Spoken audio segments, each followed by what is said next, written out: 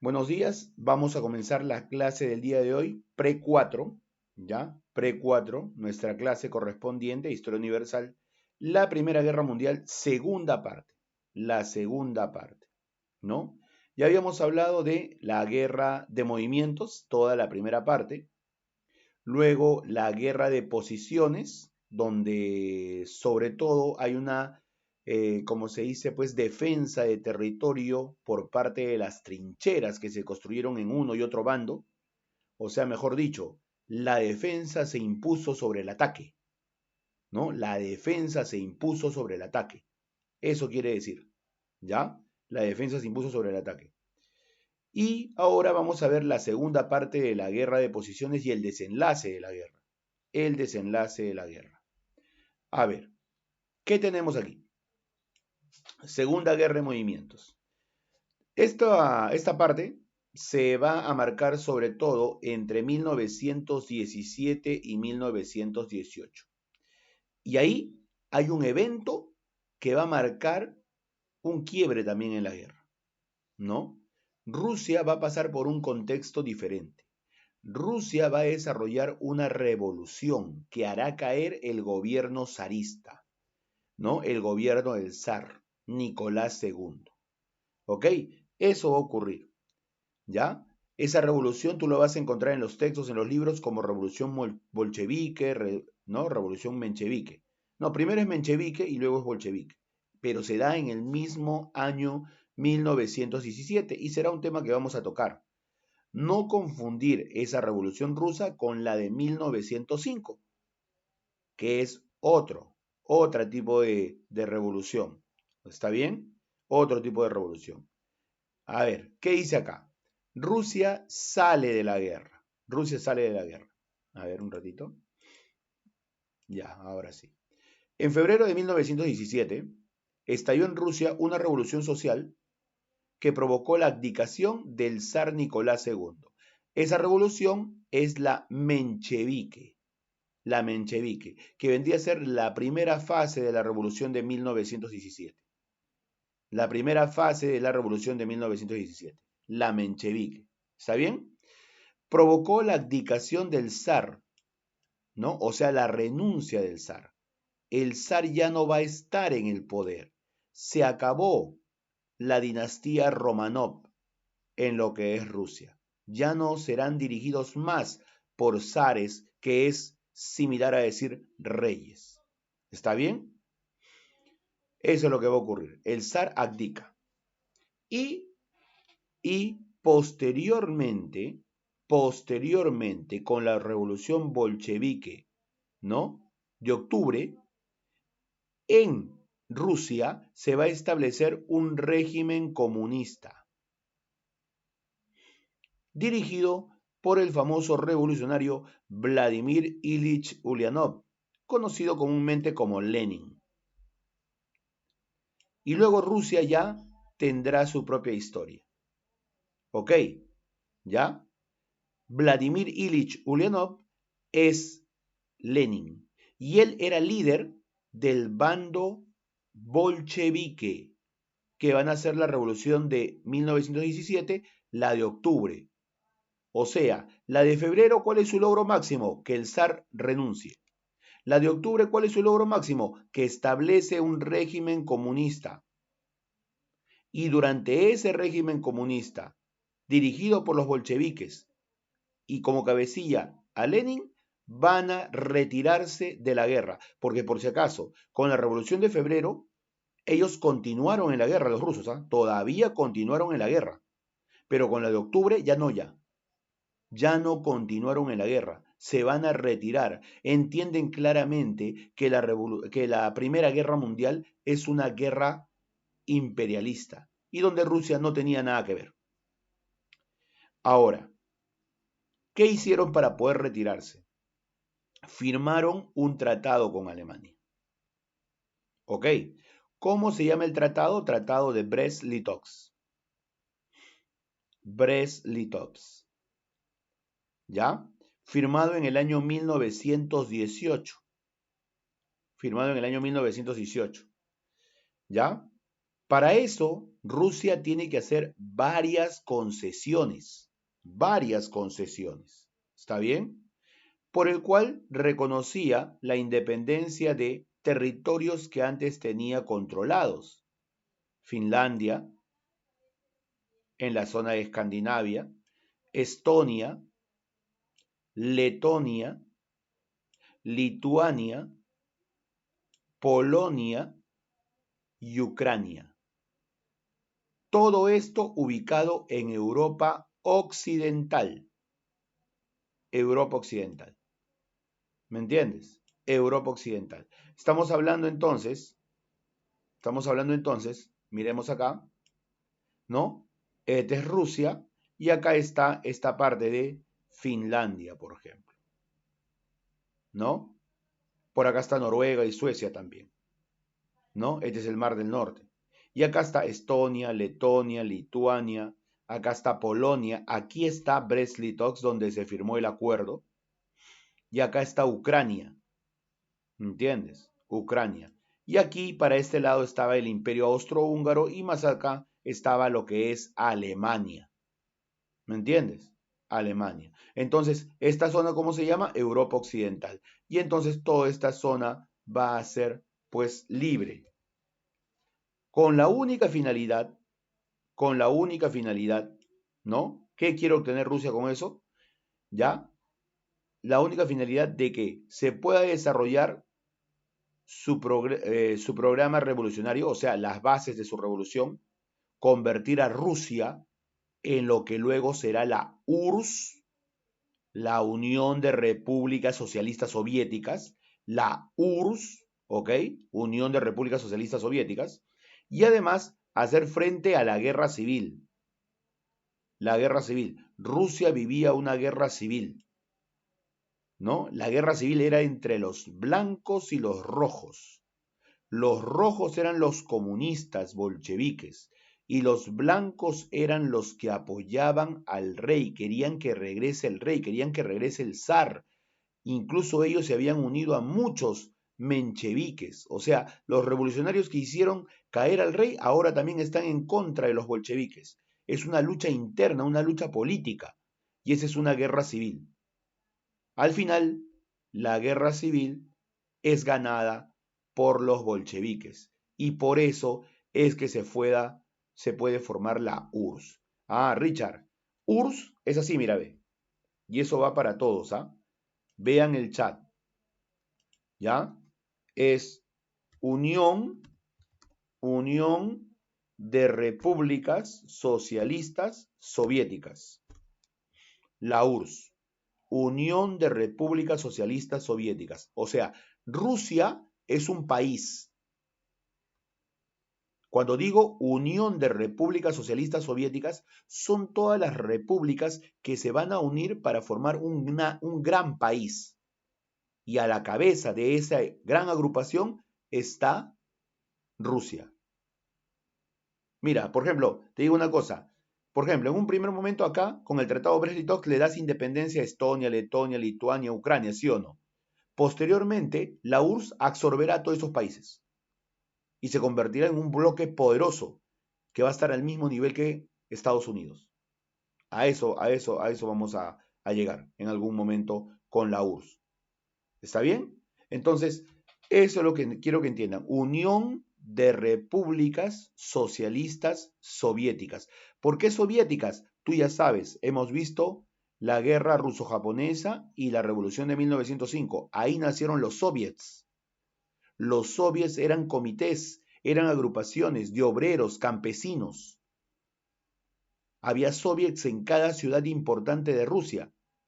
Y es por eso que se llama Unión de Repúblicas Socialistas Soviéticas, porque el poder va a estar en el pueblo, a través de los soviets, ¿no? A través de los soviets, esas asambleas, esos comités o esas agrupaciones de personas unidas en cada una de las ciudades rusas.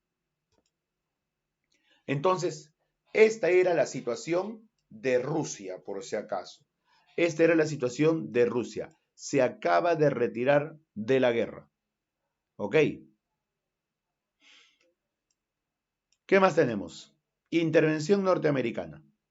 Tú sabes que ya la intervención norteamericana estaba dada desde que Alemania a través de sus submarinos, ¿no?, se tumbó a lo que es, ¿no?, el Lusitania. ¿Me entiendes? Y en ese Lusitania había, ¿no?, gente norteamericana, estadounidense. Y entonces eso va a ocasionar la entrada de Estados Unidos a la guerra. Por eso dice acá, Estados Unidos interviene en la contienda declarándole la guerra a Alemania. Declarándole la guerra a Alemania. ¿Ok? Por lo tanto, Estados Unidos se va a apegar a lo que es la Entente. Ya, la Entente. Y va a declarar la guerra a Alemania. ¿Ya? Eso significaba que declaraba la guerra a las potencias centrales. ¿No? ¿Ok? O también la Triple Alianza. El ejército norteamericano estaba comandado por el general Pershing. Alguna vez habrás escuchado esta calle en Lima, ¿no? La calle Pershing, ¿no? Es el general norteamericano que dirigió las tropas de ese país durante la Primera Guerra Mundial. Perú, Bolivia, Brasil rompieron relaciones diplomáticas con el Estado alemán en apoyo a los aliados. Recordarás que eso le ocurre ¿a quién? A José Pardo y Barreda.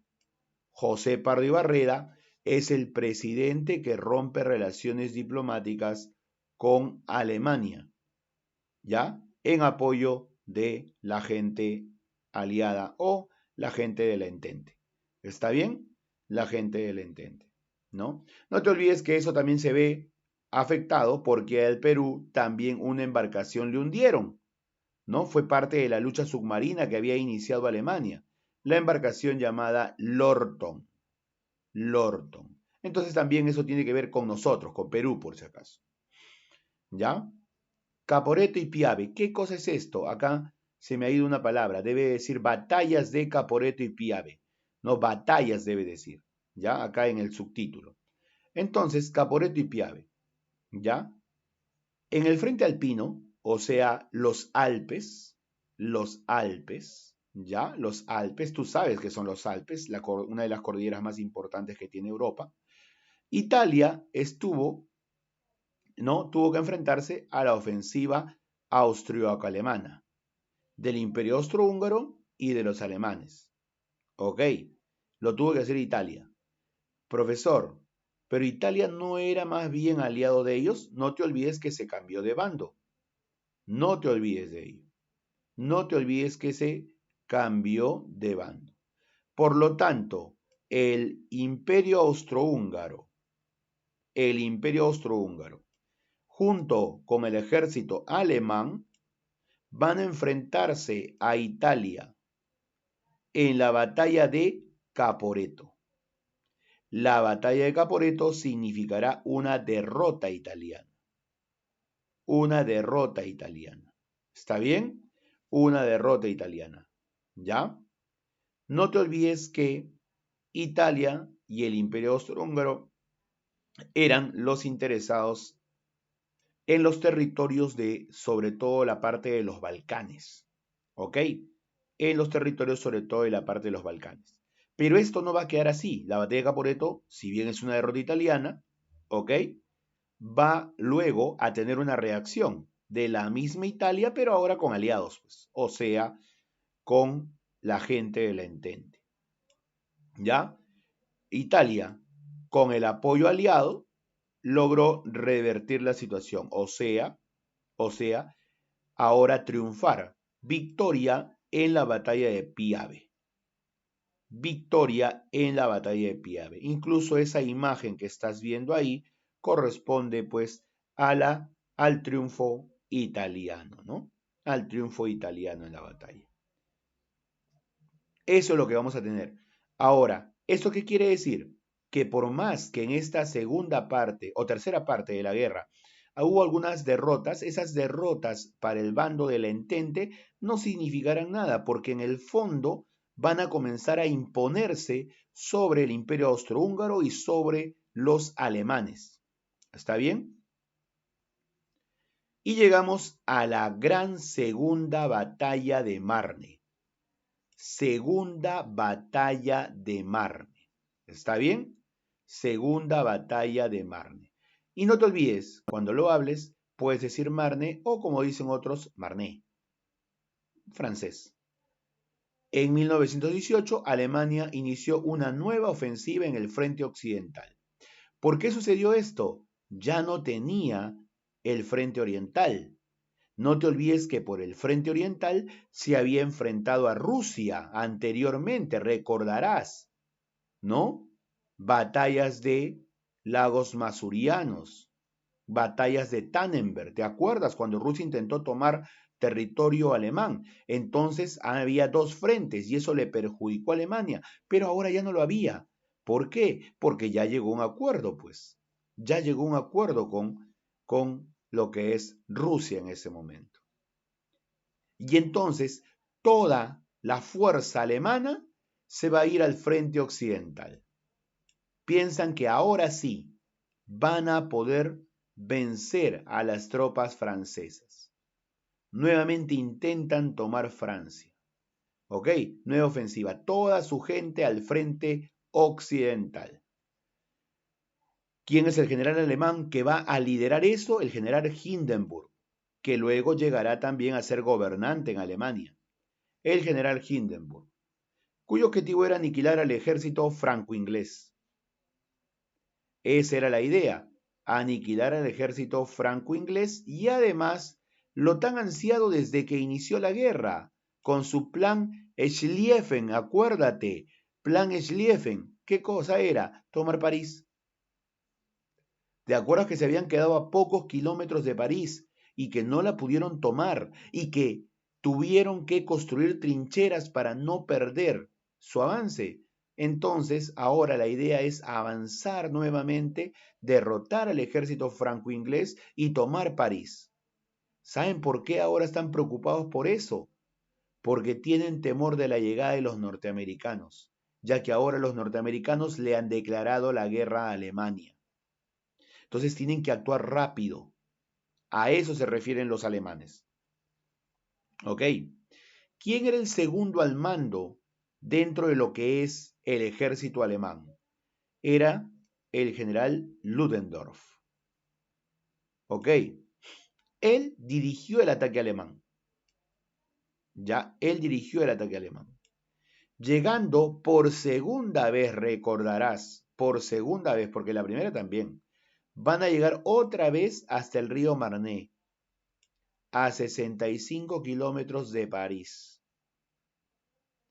De esa manera, a 65 kilómetros de París. Hasta ahí van a poder avanzar los alemanes. Nuevamente, su objetivo de tomar París fracasa. ¿Está bien? Fracasa. Y tienen que comenzar poco a poco a retroceder. Sobre todo porque llegó la contraofensiva aliada. Llegó el apoyo de ¿quién? De Estados Unidos. Llegaron el aporte de Estados Unidos referente a hombres y referente a material bélico. ¿Me entiendes? ¿Quién dirigía a las tropas aliadas? O sea, a las tropas de la Entente. Ten cuidado porque, o sea, el término aliado, sobre todo es más clásico en la Segunda Guerra Mundial.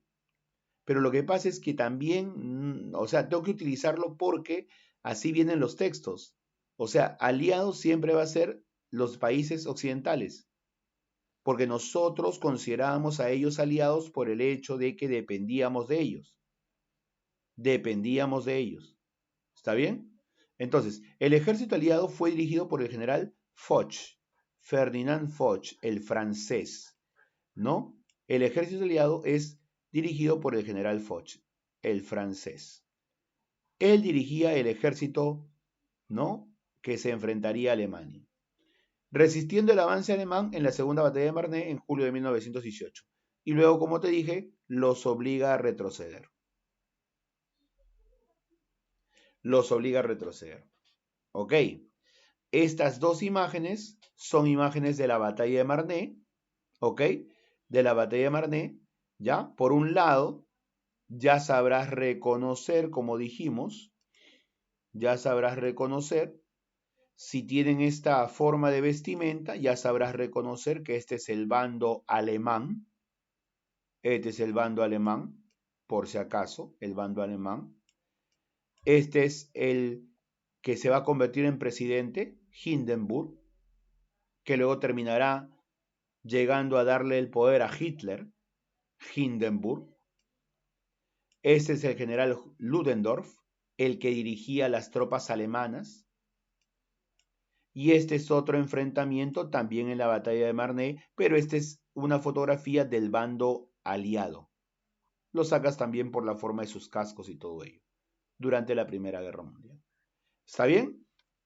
Entonces, es fácil de poder reconocer, si es que me pusieran fotografías de la guerra, de qué bando estoy hablando. ¿De qué bando estoy hablando? ¿Ya? Segunda batalla de Marne. Ahora, ¿cómo se desarrolla esto de aquí? La victoria final aliada. A ver, la victoria final aliada. ¿Cómo se desenvuelve? Los alemanes fueron obligados a replegarse. Claro, retroceder. ¿Ya? Y tanto retrocedieron que ya estaba en juego que los aliados, los del Entente, van a entrar a territorio alemán y a las principales ciudades alemanas. Eso sí era un caos. Eso sí era un caos. Por eso es que los alemanes se vieron obligados a pedir un armisticio, una paz, un cese a las hostilidades. Cualquiera de esos nombres puedo colocar. Los alemanes pidieron paz, cese a las hostilidades. ¿Me entiendes? Un alto al enfrentamiento. ¿Ok? Y eso, ¿ya? ¿Hizo qué cosa? Que la crisis en Alemania sea más fuerte todavía. ¿Por qué? Porque el rey alemán, tú sabes que el rey en Alemania era denominado Kaiser, llamado Guillermo II, ¿ya? Guillermo II, el Kaiser, Guillermo II, va a terminar ¿qué cosa? Va a terminar abdicando, o sea, renunciando, ¿no? En noviembre de 1918. ¿Ya? Va a terminar renunciando. Y entonces en Alemania ya no va a haber un imperio, porque acaba de abdicar el rey, el Kaiser. Acaba de abdicar. Ya no va a haber un imperio. Se acabó el imperio alemán. El Kaiser Guillermo II acaba de renunciar. Ya no hay un gobierno absolutista, monárquico, despótico, autoritario. Ya no, ya. Ahora, Alemania tiene una república. O sea, va a imponerse una división de poderes. Poder ejecutivo, poder legislativo, poder judicial. ¿No? Esa república va a ser conocida como la República de Weimar. Se va a llamar la República de Weimar porque Weimar es un lugar, no es un, ¿cómo se dice? Un rey ni nada por el estilo, no es ni un presidente. Se va a llamar la República de Weimar. Y esa República de Weimar durará hasta la época que Hitler tomará el poder, que será en 1933. ¿Me entiendes? La República de Weimar. Ya no hay imperio alemán, ahora en Alemania hay una república. Ok, el 11 de noviembre de 1918, ya, 2 días después, se firma el armisticio que puso fin a la Primera Guerra Mundial en el bosque francés de Compiègne. Ahora, ¿qué cosa es esto? Ten cuidado, no estoy diciendo Tratado de Versalles, estoy diciendo armisticio. ¿Cómo se llama en general esto? Armisticio de Compiègne. Armisticio de Compiègne. Es el primer documento que se va a firmar entre la Entente y los imperios centrales, ¿no? En este caso Alemania, para la rendición incondicional alemana, ¿no? Se firmó en un tren. Se firmó en un tren. ¿Entiendes? Se firmó en un tren. Y acá está la parte interna. Ese armisticio de Compiègne es, ese armisticio de Compiègne es un previo de lo que será el documento oficial con el cual termina la guerra. ¿Me entiendes? O sea, el documento oficial con el cual termina la guerra. Ese documento oficial con el cual termina la guerra es el Tratado de Versalles. Así que ten cuidado, este es el armisticio de Compiègne. Armisticio significa un cese a las hostilidades y donde Alemania da a conocer su punto de vista de que se rinde sin poner ninguna condición. Eso luego se traduce en el Tratado de Versalles. ¿Ya? Se da la Conferencia de París y ahí se da el Tratado de Versalles en el palacio del mismo nombre. Y eso tiene sus consecuencias, el Tratado de Versalles, ¿no? ¿Te acuerdas de Alsacia y Lorena, disputada siempre por Francia y Alemania? Bueno, ahora Alsacia y Lorena acaban de regresar a Francia. Recordarás que en un momento anterior Alsacia y Lorena habían pasado a poder alemán. Claro, eso fue cuando se desarrolló, más o menos en 1870-71, se desarrolló la denominada Guerra Franco-Prusiana. La denominada Guerra Franco-Prusiana. Y en esa Guerra Franco-Prusiana ganaron los alemanes, o sea, los prusianos, y se quedaron con Alsacia y Lorena. Ahora, después de la Primera Guerra Mundial, Alsacia y Lorena queda en manos de Francia. Y luego Tupen y Mameldi en Bélgica y la Prusia polaca a Polonia. La Prusia polaca a Polonia. Mira, la Prusia polaca a Polonia. Ahí, esa Prusia, habrán lo que consideran alemanes. Y es por eso que Hitler, para iniciar la Segunda Guerra Mundial, ¿ataca a quién? Ataca a Polonia. ¿Por qué? Porque había alemanes. ¿Y por qué? Porque esta zona de acá, en la Primera Guerra Mundial, había pasado a territorio polaco. ¿Me entiendes? O sea, en esta misma distribución se van generando las condiciones para que luego los alemanes puedan reclamar territorios y se genere la Segunda Guerra Mundial, ¿no? 20 años después.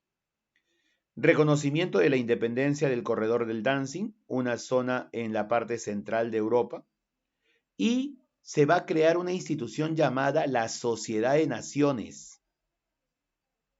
La Sociedad de Naciones.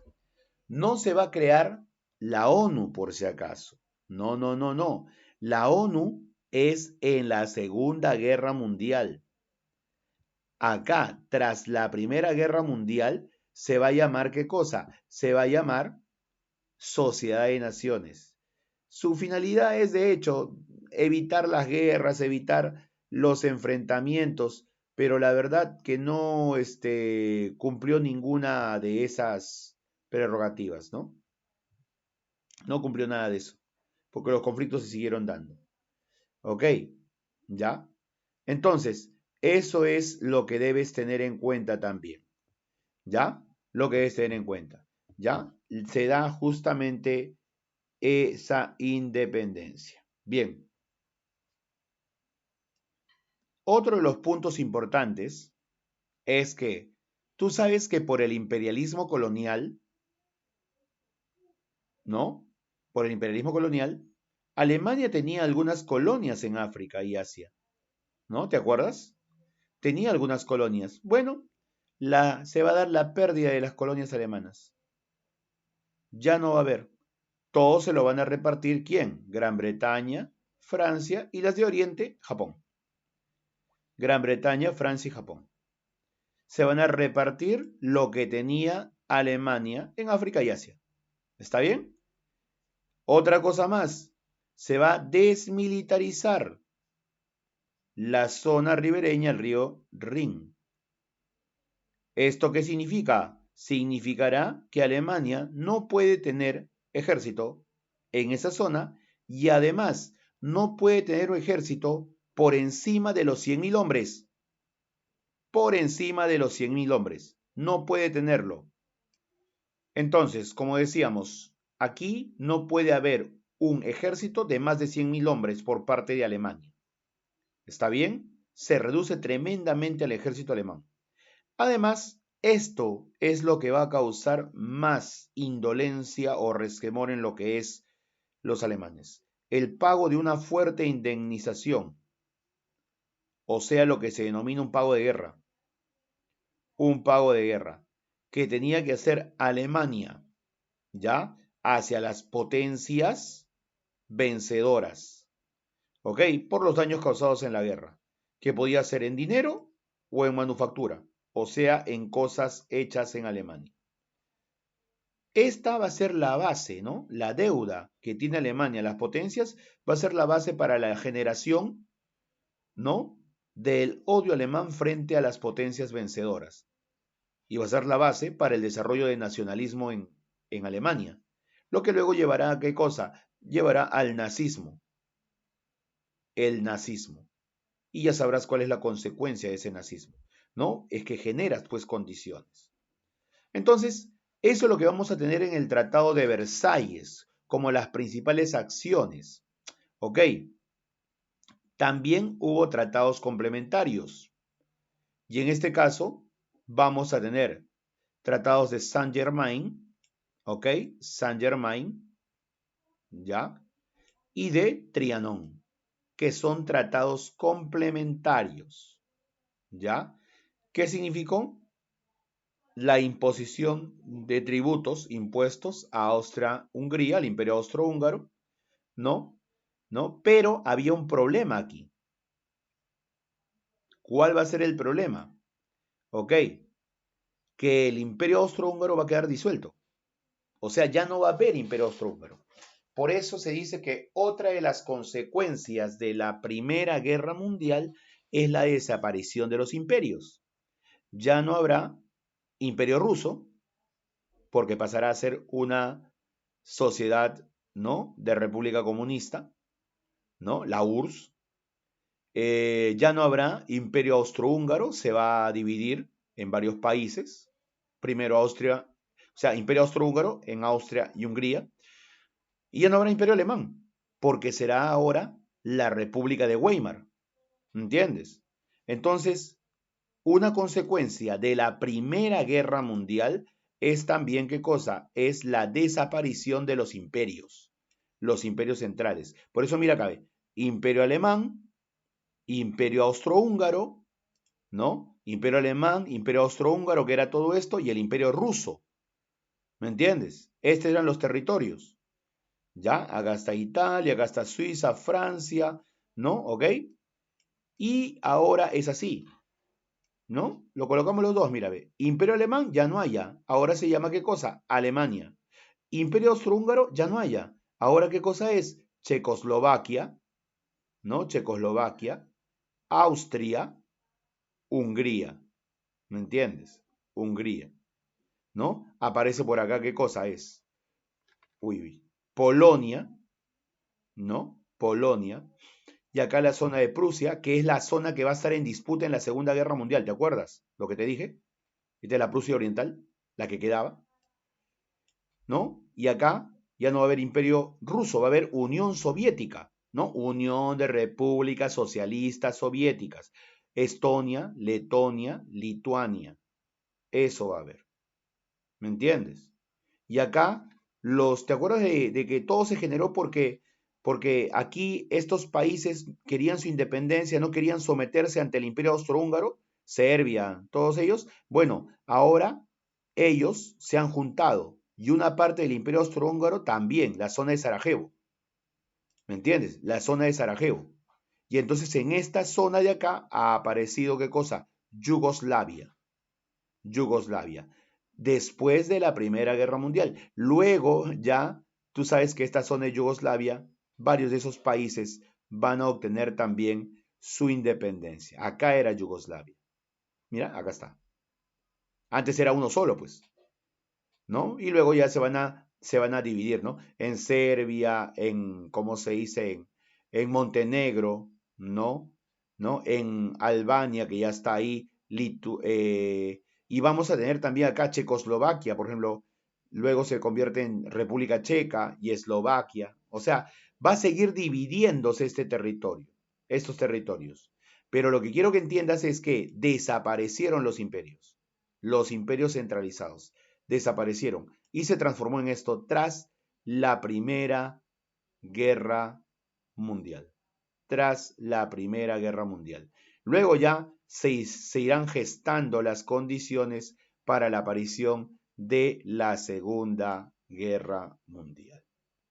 Entonces, en conclusión, aquí lo que tenemos es el fin de la Gran Guerra, el fin de la Primera Guerra Imperialista y el inicio de una nueva etapa que en la historia universal va a ser conocida como el periodo de entreguerras. El periodo de entreguerras, que va a tener, por ejemplo, lo que es el crack de 1929 y los movimientos totalitarios o ultranacionalistas. Aparecerá en Italia un tal Benito Mussolini con su fascismo, aparecerá en Alemania un tal Hitler que había participado como soldado en la Primera Guerra Mundial, que en este caso será el nazismo, aparecerá lo que es el franquismo en lo que es España, aparecerá el ojinismo, lo que es en Japón, y así varios movimientos nacionalistas que desembocarán 20 años después en la Segunda Guerra Mundial. ¿Está bien? Eso es lo que vamos a tener entonces para el tema del día de hoy. En nuestro libro, lo que nos explican es la crisis definitiva de la guerra. ¿Ok? La crisis definitiva de la guerra. ¿Ya? Cada uno de los países, por más que participaba en la guerra, tenía también sus propios problemas. ¿Ya? Por ejemplo, si la gente iba a la guerra, en un primer momento iba normal, pero después llegaban las noticias de tus familiares muertos y eso causaba confusión dentro de cada uno de los países. Por ejemplo, ¿qué hubo en lo que es Gran Bretaña? Huelgas en 1916, motines del ejército francés en 1917, aumento de demandas nacionalistas en Austria-Hungría, en el otro bando. ¿Me entiendes? Eso también va a tener su, como se dice, pues, o sea, su punto, como se dice, de desarrollo, ¿no? Donde no estaban de acuerdo con participar en la guerra. Ir a la guerra significaba ¿qué cosa? Ir a morir. Ahora, dos acontecimientos claves, como ponen acá, que van a decidir el futuro de la guerra, es esto de acá. Dos acontecimientos, ¿no? Que van a definir el futuro de la guerra. Uno va a ser ¿qué cosa? Va a ser la revolución soviética en Rusia, o sea, la revolución de los soviets, la revolución rusa de 1917 y la entrada de Estados Unidos al conflicto. Esas son las cosas que van a decir. Son los dos acontecimientos, así que acuérdate de eso, ¿eh? Preparado para el mensual, para el de la unidad, para la evaluación de la unidad. La revolución rusa y la entrada de Estados Unidos. Acá te explica cómo fue el frente occidental, el frente oriental, ¿ya? Otros frentes no, como te dije, sobre todo me interesa occidental-oriental, que es donde preguntan. Acá está, derrota italiana en Caporetto, pero luego en Piave, ¿te acuerdas? Que se recuperan. ¿Ok? ¿Ya? ¿Quién es el presidente de Estados Unidos que declara la guerra? El presidente Wilson. ¿Ya? El presidente Woodrow Wilson. No te olvides de él. La revolución rusa, este es en el frente oriental, por el cual se retira de la guerra. ¿Ok? Se retire la guerra, ¿no? Por el cual se retire la guerra. Y acá tenemos ya, ¿no? Los movimientos decisivos de la segunda campaña de movimientos. Segunda campaña de movimientos. Nuevamente en tu libro, por favor, aquí. ¿Me entiendes? Nuevamente esto es importante. ¿Ya? Eso tenlo en cuenta, por favor, lo estoy resaltando. La llegada de tropas norteamericanas, estadounidenses, desequilibró definitivamente la balanza a favor de la gente de la Entente. ¿Está bien? De la Entente. Y acá te explica cada uno de los frentes. Lo que sí, vamos a tomarle en cuenta algunas cosas que no se han mencionado en las diapositivas y que acá sí están. Acá sí están. Esto, por ejemplo. Lo demás sí está, no hay problema. Pero esto no. ¿Ok? El presidente Woodrow Wilson pronuncia el discurso de los 14 puntos proponiendo las condiciones necesarias para la paz. Desde acá ya le iba avisando a Alemania cuáles serán las condiciones de su, ¿cómo se dice? De su aceptación de derrota. ¿Me entiendes? De su aceptación de derrota. Es los 14 puntos, no te olvides. Y muchos de esos puntos van a estar fijados en el Tratado de Versalles, ¿no? Los 14 puntos. ¿Ok? Y luego las ofensivas alemanas, la segunda batalla de Marne, el Tratado de Brest-Litovsk, no hay problema, ¿no? Acá. ¿Ya? Son los eventos más importantes. Ya se han mencionado en las diapositivas. ¿No? Acá te habla de Hindenburg y Ludendorff, los alemanes, ¿te acuerdas? ¿Ya? Ambos le comunican al Kaiser de la imposibilidad y el Kaiser, ¿qué hace? Renuncia, no te olvides, ¿no? Luego Austria-Hungría firma un armisticio, son los primeros ¿cómo se dice? Que se retiren o que se rinden, mejor dicho. Y de ahí ya el Kaiser abdica y se proclama la República de Weimar. Cuando dice acá, se proclama la República de Weimar. Y Alemania firma el armisticio. ¿Me entiendes? Es lo mismo que hemos venido haciendo, pero acá está con un poco más de información. Por eso yo te digo, el libro siempre sirve para poder complementar, ¿no? Acá se proclama la República de Weimar, la República Alemana. Frente Oriental ya no hay, como te dije, porque ¿quién atacaba por el Frente Oriental a Alemania? Rusia. Entonces ya no hay Frente Oriental ya no hay. Todas las tropas se fueron al Frente Occidental, pero ya sabemos que perdieron.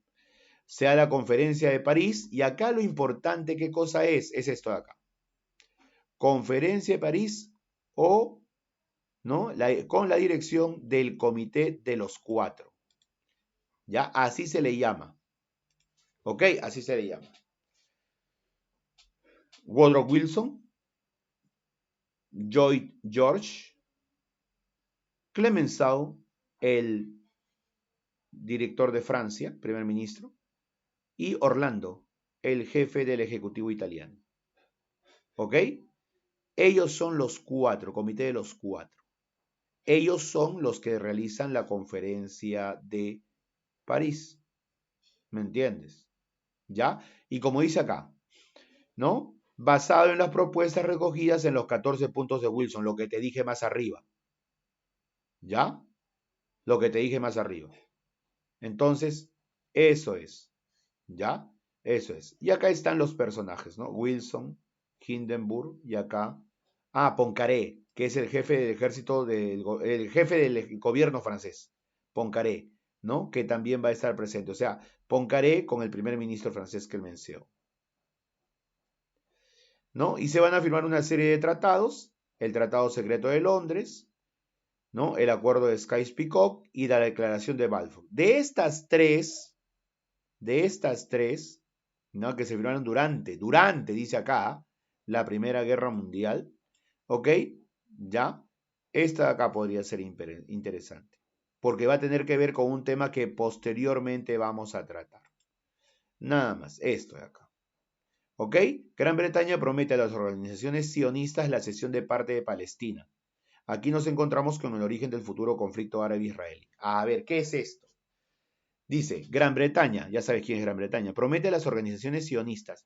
Organizaciones sionistas son los israelíes adinerados que tenían organizaciones sionistas, así se llamaban ellos, Sion, que trataban de buscarle un territorio para los israelíes. ¿Me entiendes? Un territorio para ellos, ¿no? Para los judíos. ¿Ok? Y Gran Bretaña les prometió una parte de ese territorio dentro de lo que es Palestina. ¿Me entiendes? Esa declaración de Balfour va a ser importante, se firmó en 1917, pero este territorio se lo van a cumplir a los judíos recién después de la Segunda Guerra Mundial, cuando nace Israel como país dentro de territorio palestino, generándose ¿qué cosa? El famoso conflicto árabe-israelí. Pero esa idea de establecer ese tipo de gobiernos ya estaba desde 1917. ¿Ok? ¿Y por qué, profesor? Con tal que los judíos, directores de estas organizaciones sionistas, apoyen económicamente a lo que es, ¿no? Los países de la Entente. ¿Está bien? Eso es.